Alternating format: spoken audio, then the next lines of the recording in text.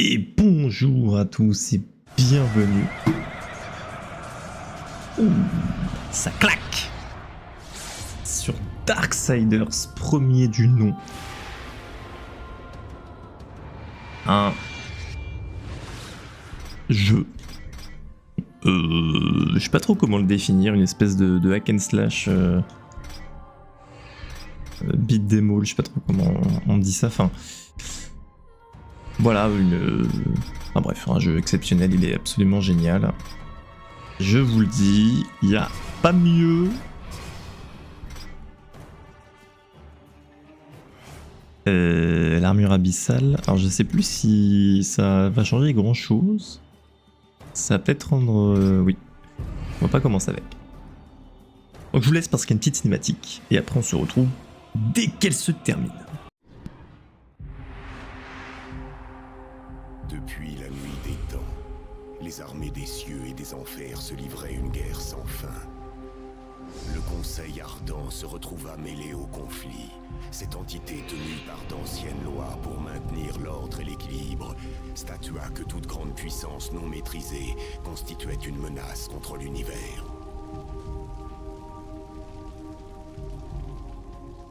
Avec le temps, les cieux et les enfers honorèrent le Conseil et ses lois, car nul ne pouvait échapper à la prompte et terrible justice des envoyés du Conseil. Une redoutable confrérie connue comme les Quatre Cavaliers.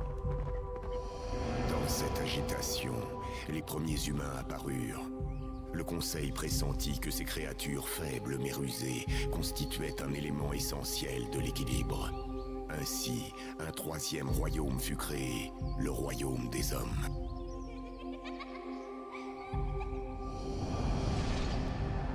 Sur ordre du Conseil, une trêve fut conclue entre les cieux et les enfers.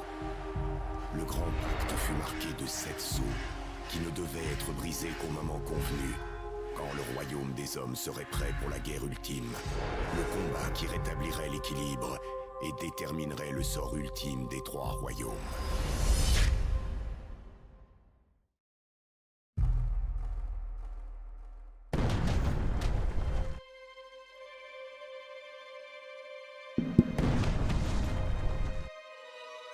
Eh bien, c'est pas une cinématique absolument épique. Évidemment que si, donc Darksiders, les cavaliers de l'apocalypse. Donc il y a eu 4 jeux même fait dessus. Les 3 premiers où on joue 3 des 4 cavaliers et le dernier est plus un espèce de hack and slash style... je dirais presque un peu style Diablo, un peu dans l'idée. Où on joue Guerre et son frère Strife.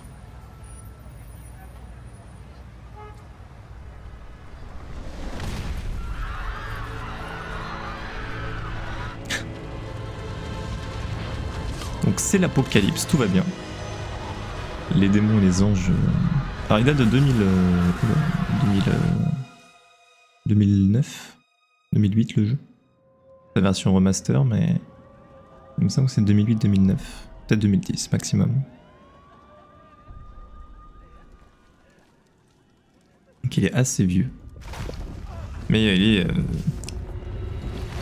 terriblement bien.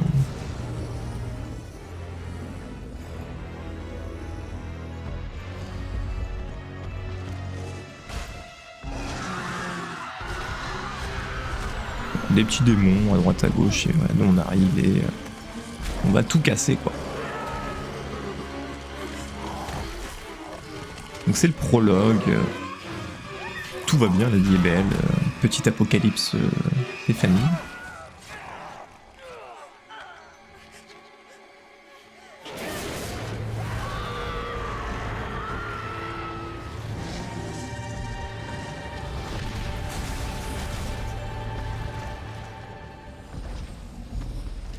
Et guerre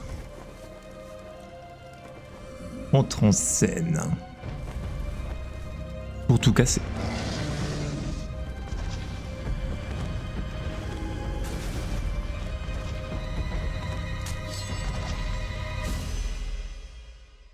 Ah, ça rigole pas. Avant de faire juste que je me remette sur les touches. Donc là je crois que c'est un verrouillage, absolument. L'attaque c'est ici.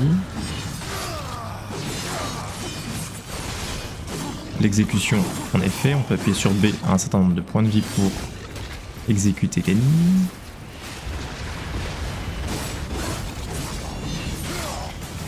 Ça c'est très bien.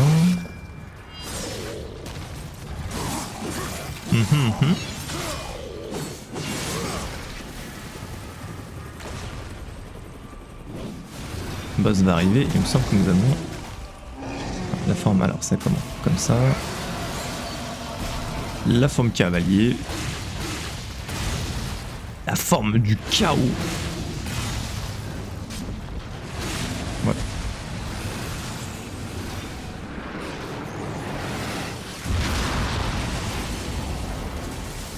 Je vais baisser le son. Je vais baisser le son pour des raisons de...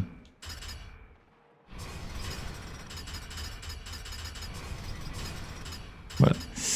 Pour des raisons, il faut que... Voilà.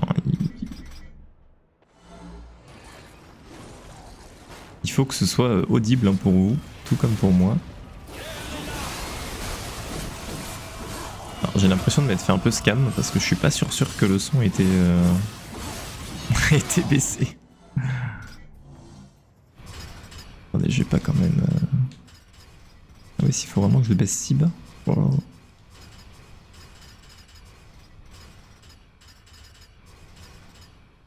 Vidéo on peut laisser un peu forte, de toute façon je parlerai pas pendant les cinématiques.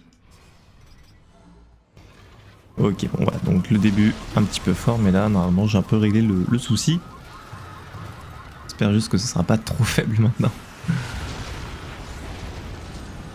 Bon, c'est un peu le bordel, hein. Il se passe plein de choses.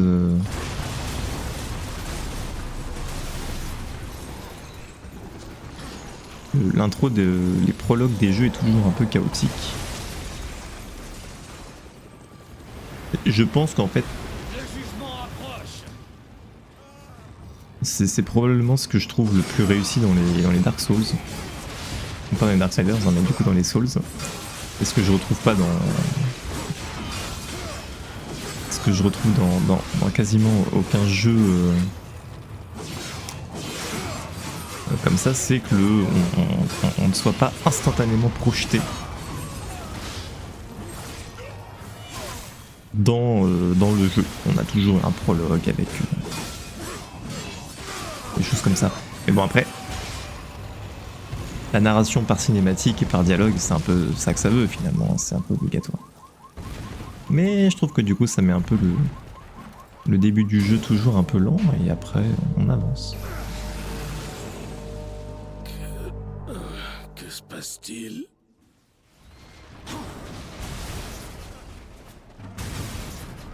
Bon, moi je vous spoil pas trop le jeu, je vous dis rien sur l'histoire et tout ça. Simplement parce que l'histoire est assez intéressante et c'est toujours très cool d'apprendre au fur et à mesure ce qu'il se passe. Le jeu est vraiment top, je trouve que c'est vraiment l'un des meilleurs. Ah, j'aime beaucoup le fait que le policier ait essayé de me tirer dessus.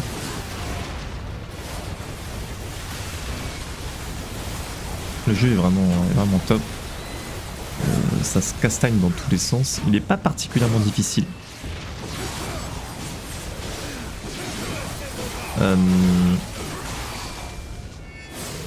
C'est peut-être voilà, quelque chose qu'on pourrait reprocher, c'est que c'est vrai que même en apocalyptique, c'est pas quelque chose. Le jeu n'est pas particulièrement exigeant, on va dire. Mais tout de même, il demande quelques. Je trouve qu'il est dans un bon. Dans une bonne difficulté, ouais, pour la plupart des gens, en fait, tout simplement.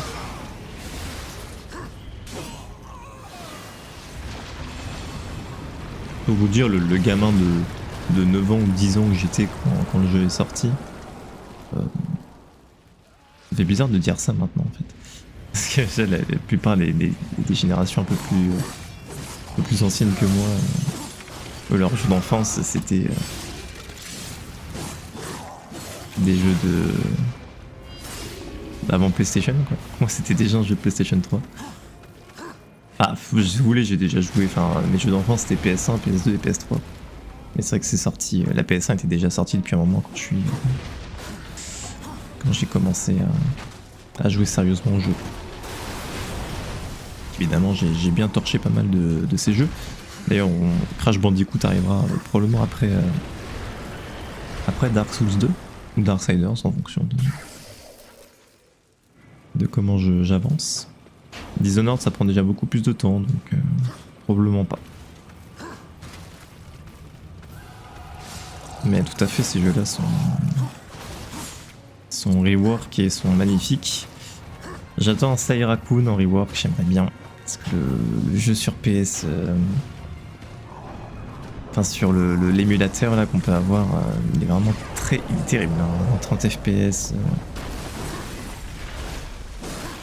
Extrêmement... Enfin 30 fps c'est encore, je suis même pas sûr. Et la qualité est exécrable. C'est un peu... on verra ça. Donc pour l'instant on tabasse des monstres calmement, on sait pas trop ce qui se passe ni pourquoi est-ce qu'on est là. On sait qu'on a un cavalier d'Apocalypse alors... Alors notre fonction est un petit peu détournée de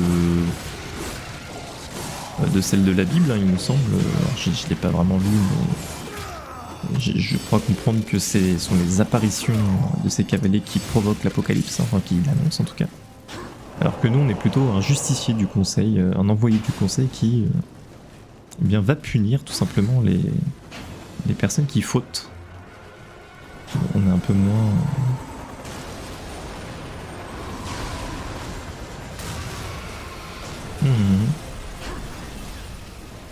On est un petit peu moins calé là-dessus, mais j'aime beaucoup les jeux qui reprennent les mythologies de manière générale, je trouve ça très intéressant.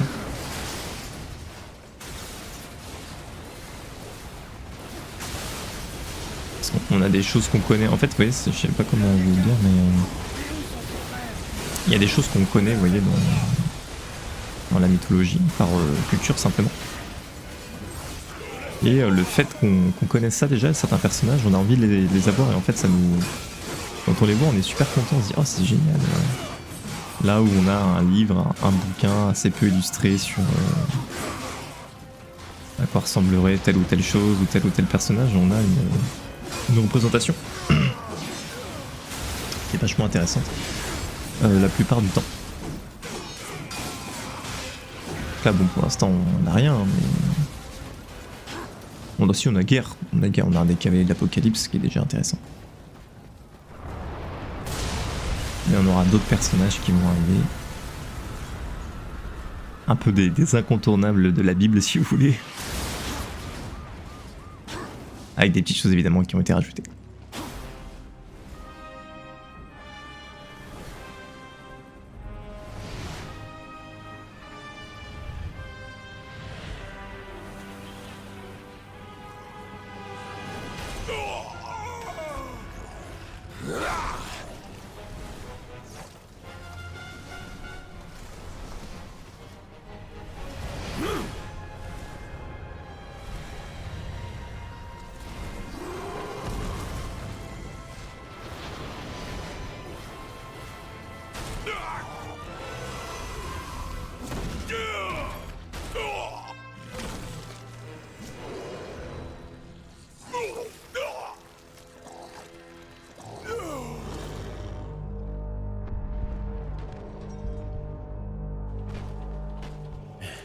Impossible.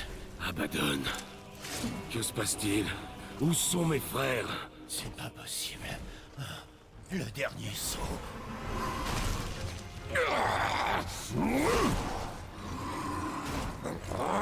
Maître!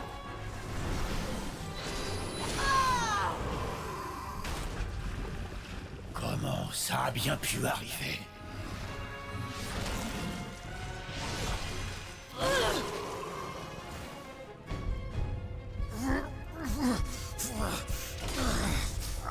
Le 7e saut n'a pas été brisé! Abaddon! Au nom des cieux, qu'as-tu donc fait? Je réponds à l'appel.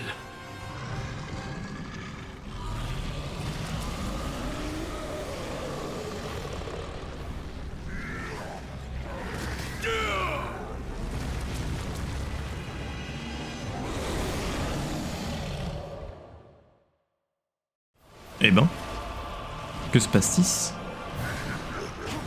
Mais il se fout de ma gueule.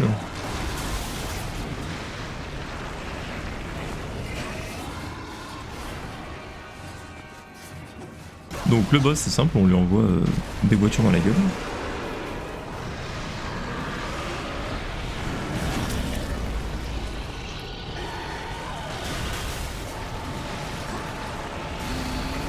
Alors, je sais plus combien on doit lui envoyer. Merde.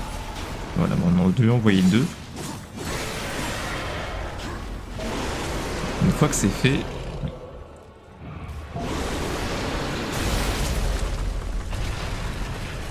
on reprend. C'est un peu comme... alors c'est très Zelda. On a quand même une sacrée inspiration Zelda à ce niveau-là. Il y a beaucoup de 3 points de vie, les musiques quand on va résoudre des énigmes, ouvrir des coffres. Il y a une petite... il y a des petites inspirations, quoi. On va pas se mentir. Après c'est normal, c'est tellement mythique. Au bout d'un moment,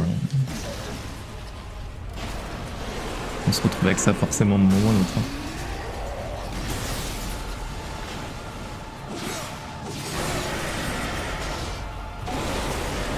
Allez, une dernière fois.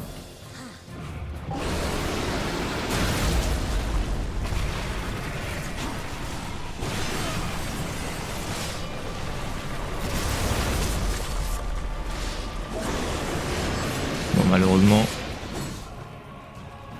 on n'en est pas à un moment où ça sert à grand chose de le taper. Il fait énormément de dégâts en réalité, vous en rendez pas compte, mais vous verrez après, on en fera beaucoup moins. Toujours un peu, vous savez, on a cette période où c'était les moments où le prologue on était OP. Et après on devenait beaucoup plus faible.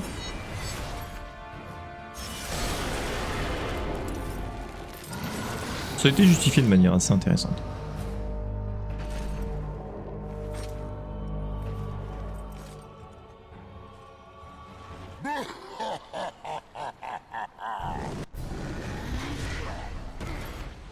La loi a été brisée.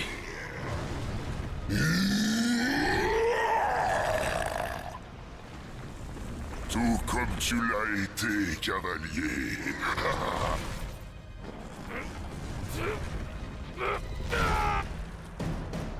Toum toum.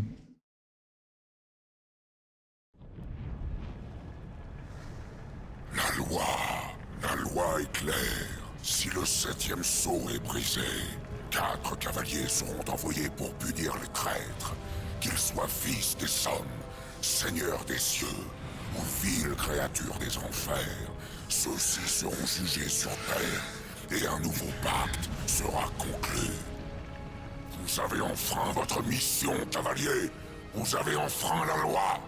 Personne n'a été appelé, mais le destructeur s'est avancé, et vous avez été trouvé là, sous la bannière des ténèbres, si ces accusations sont vraies. Au diable vos accusations! Les sceaux ont été brisés! J'ai été appelé! Alors où sont les autres cavaliers? Ne devraient-ils pas avoir été appelés? Les 7 sceaux sont cachés. Depuis le moment où le pacte a été conclu, il y a une éternité. Tous étaient intacts. Personne n'a été appelé. Vous avez aidé les forces des ténèbres. Vous avez brisé un contrat sacré qui a condamné l'humanité et qui a mis en péril l'équilibre. Le niez-vous? Quand je suis arrivé, les cieux et les enfers étaient déjà en guerre. Abaddon était là. Il savait quelque chose. Abaddon est tombé en combattant le chaos que vous avez déclenché. Je me suis battu impuissant face aux démons. Et pourtant vous m'accusez? Votre défaite ne prouve rien. Le destructeur vous a probablement laissé tomber quand il en a eu fini avec vous. Vous avez profané la loi, cavalier. Vous devez être puni. Je ne suis au service que du Conseil. J'œuvre pour l'équilibre. Il en a toujours été ainsi. Renvoyez-moi. Je veillerai à punir les coupables. Comment? quelle est votre chance face aux armées du Destructeur? Vous êtes impuissant. Alors j'échouerai, et les démons auront mis votre sentence à exécution. Très bien. Nous allons vous renvoyer sur Terre. Mais nous garderons un œil sur vous. Approchez.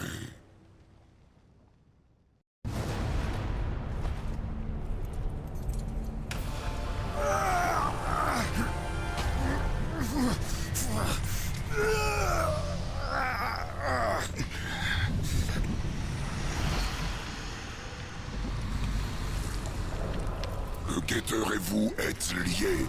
Il sera le garant de votre loyauté.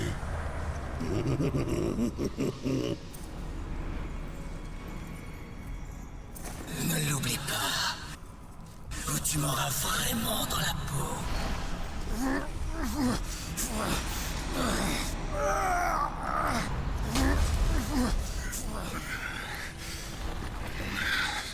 Assez. En avant, guerre, et prenez les armes.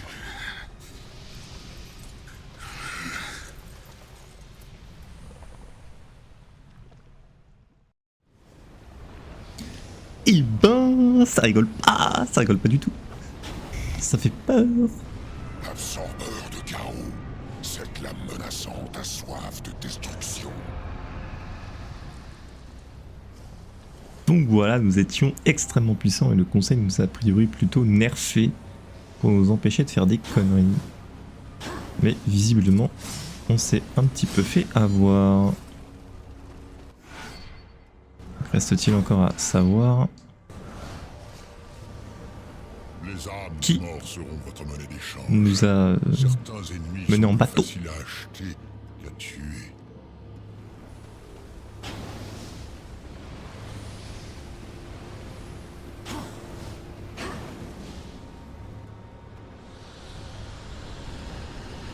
Et voilà, on avait déjà ce système d'âme et ça ne vous rappelle rien. Et si, évidemment, Dark Souls a tout copié. Non, pas du tout. Ça ressemble un petit peu comme Trouvez mécanique. Le démon Fulgrim. Il offre très rarement ses services, mais peut-être trouverez-vous un arrangement. Depuis quand le Conseil traite-t-il avec les démons? Depuis que la trêve a été rompue, certains démons ont été bannis par le puissant Destructeur. Fulgrim fait partie de ceux-là. Il nous réclame une audience depuis longtemps. Depuis combien de temps suis-je ici?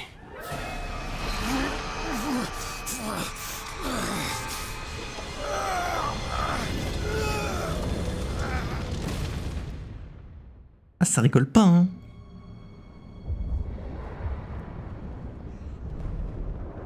Moyen de locomotion un peu spécial quand même, la météorite.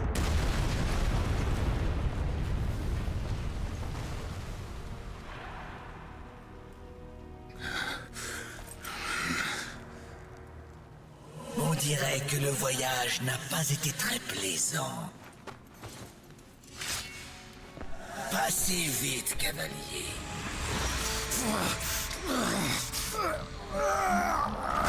Jusqu'à nouvel ordre, je suis ton seigneur et maître. Quand je dis aboie, tu aboies. Quand je dis assis, tu t'exécutes illico. Et si je dois te punir, tu n'as pas intérêt à montrer les dents. C'est clair. Je devrais peut-être t'apprendre à faire le mort.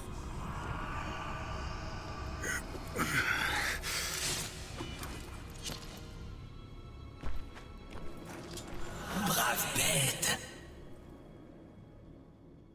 Un sacré poteau, ça on peut le dire. Et bien très bien, c'est sur ça que va se finir notre premier épisode, l'épisode d'introduction. J'espère en tout cas que ça vous plaît, que ça vous hype. Je connais déjà bien le jeu, mais je suis très content d'y refaire un tour. J'avais envie un petit peu de marquer le début de ma chaîne avec l'un des jeux que je considère être mon préféré, hein. Concrètement, il fait très clairement partie